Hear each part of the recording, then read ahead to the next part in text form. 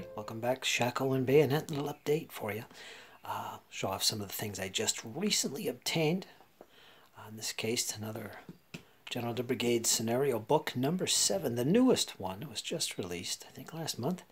11 scenarios, all 18, 13, 14 campaigns. Yeah, just got this in. 11 battles, some good stuff in here.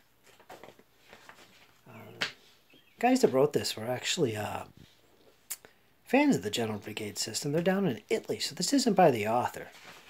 A lot of material for General Brigade isn't actually by the author. There's a lot of fans for the system, folks. So, good stuff. Let me see, where's a listing here? There's the index to the 11 battles, little format, how they're laid out, so on and so forth. There you go, right there. So, the book is put together just like any of the other scenario books, however. So you get the maps like this, all kinds of color pictures of painted miniatures, orders of battle, so on and so forth. So I just picked this up, pretty good acquisition. Hope to try some of these scenarios out next year.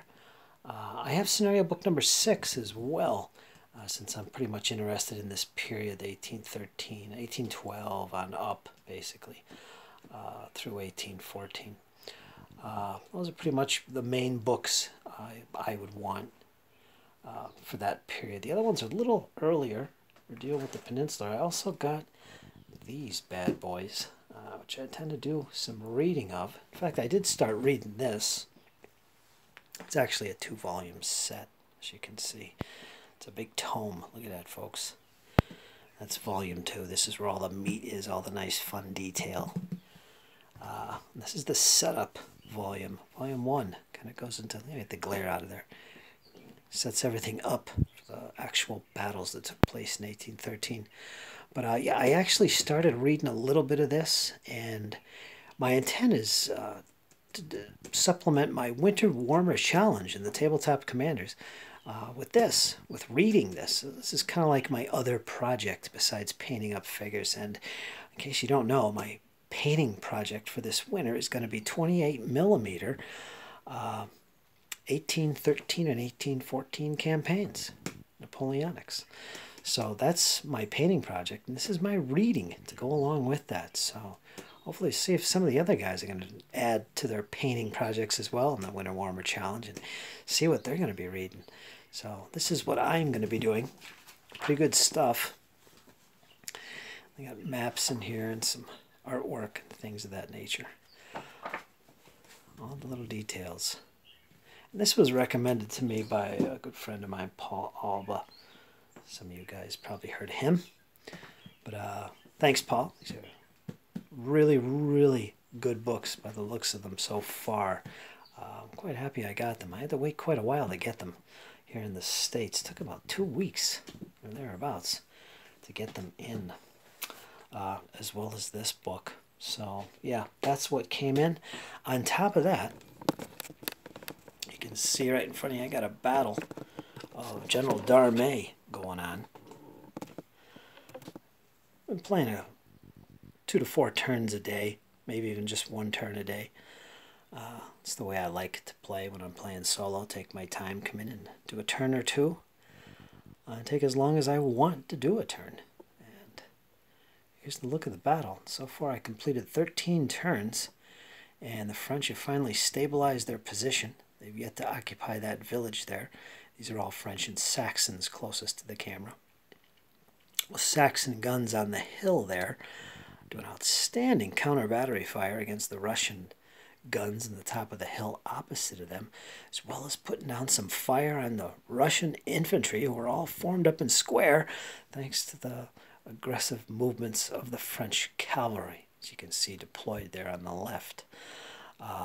Yeah, it's all pretty much stabilized for the French. They're in a position to launch a counterattack, occupy the village, and take it to the Russians. But we shall see.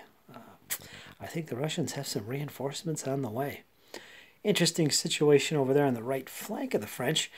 There's 3 regiments, basically, or 3 units of Cossacks and Hussars for the Russians that could not get through those woods. They could not take advantage of an opportunity to strike the flank of the assaulting French columns on the village, but they did pin them in square.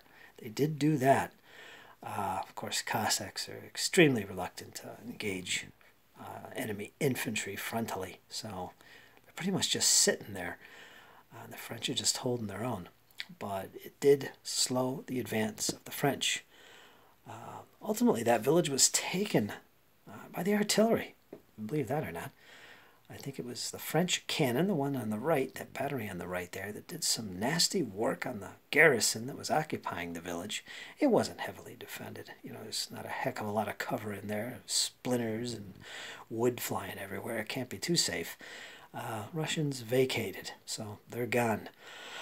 And thanks to the threats of the Saxons, you can see 2 battalions of Saxons there right outside the village, closest to the camera once again. That helped scare those Russians off, if you can believe that. So the Germans really came into play there. Good stuff, my friends. I'm really enjoying the game, and I hope to put together another bat rep. I know a lot of people are asking for one that shows all the die rolls and all the ins and outs of whatever set of rolls I'm using. And right now it's General Darmay, so I'll probably do that. I just want to get more into the rules and a better feel for them before I make a video like that. So that's what this game is all about. So there you go, folks. That's what I've been working on so far. My new stuff I just got in. I'm enjoying my Napoleonics quite a bit. I hope to do more of it in the coming weeks and months. So stay tuned, folks. That's my update. I should have more to fill you guys in the coming weeks. So take care, my friends. Bye-bye.